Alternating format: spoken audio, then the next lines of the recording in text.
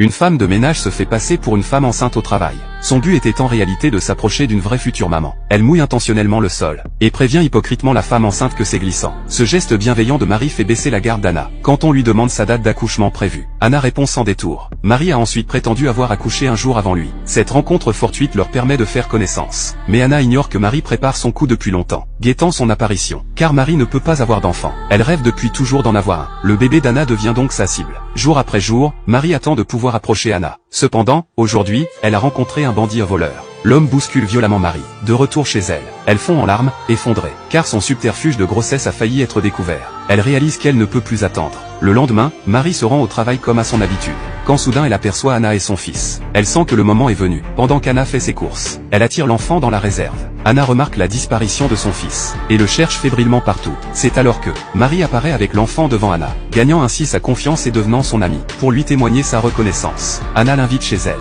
Au fil de leur conversation, Marie apprend l'hôpital et la date exacte de l'accouchement d'Anna. Sitôt rentrée, elle passe à l'action. Elle a acheté divers outils en ligne et a étudié l'agencement des étages de l'hôpital. Ensuite, elle est allée rendre visite à sa sœur aînée qui venait d'avoir un bébé, prétextant vouloir jouer avec son neveu. Mais elle a profité du sommeil de sa sœur pour prendre le bébé dans ses bras, revêtant un haut d'allaitement préparé. Elle se photographie, radieuse, et partage le cliché sur les réseaux sociaux. Une fois à la maison, elle retire ce ventre qu'il a déguisé depuis 10 mois, et le jette dans la cheminée. En voyant ce faux corps se consumer, elle se sent libérée d'un poids. Le jour d'après, Marie a envoyé à Anna les photos qu'elle avait prises précédemment. Alors qu'à ce moment précis, Anna est sur la table d'opération. En apprenant la nouvelle, Marie se rue à l'hôpital, son matériel à la main, se cache dans les toilettes, enfile la tenue d'infirmière qu'elle avait emmenée, chausse des lunettes et une perruque.